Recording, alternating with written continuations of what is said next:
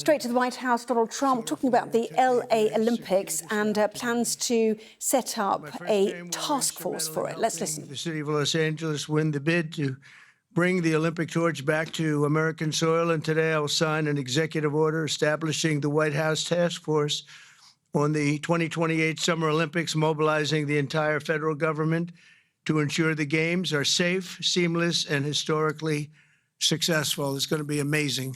I think it's going to be amazing. America is a nation of champions, and in July 2028, we'll show the world what America does best, and that's win. We're winning like we have never won before. You see that all the time. A year ago, we were not a country that was doing well, and now we're the hottest country anywhere in the world.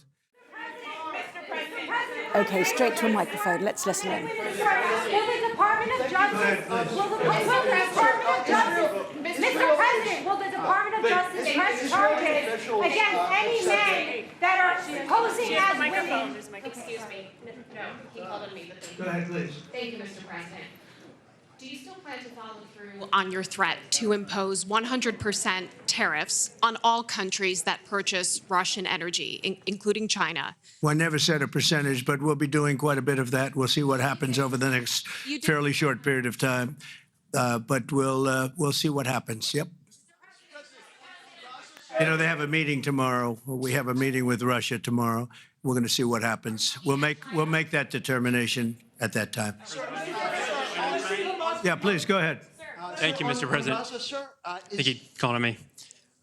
Thank you, Mr. President. On Ukraine, President Zelensky just signed a law allowing for citizens age 60 and above to serve in the military. We've seen dozens of videos of young men being hauled into vans and dragged to the front lines against their will. And we've even seen videos of a young man with Down syndrome serving on the front line. When you campaigned, you said you wanted to see the people stop dying. A lot of people admired that statement. Now the people dying are elderly, mentally handicapped, and conscripts.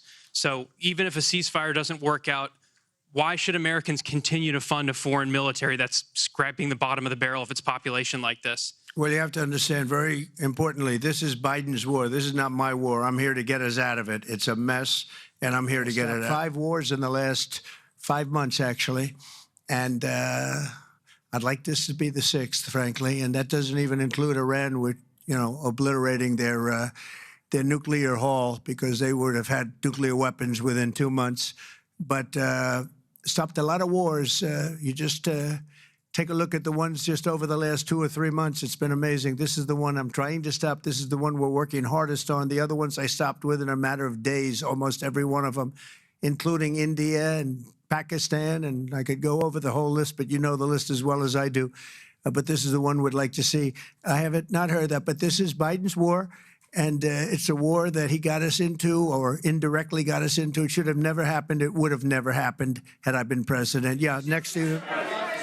Thank you, Mr. President.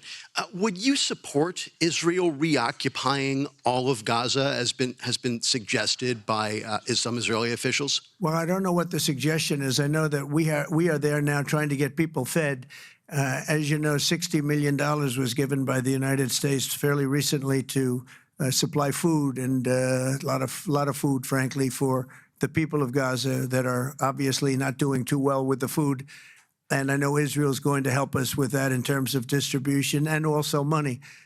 We also have the Arab states are going to help us with that in terms of the money and possibly distribution.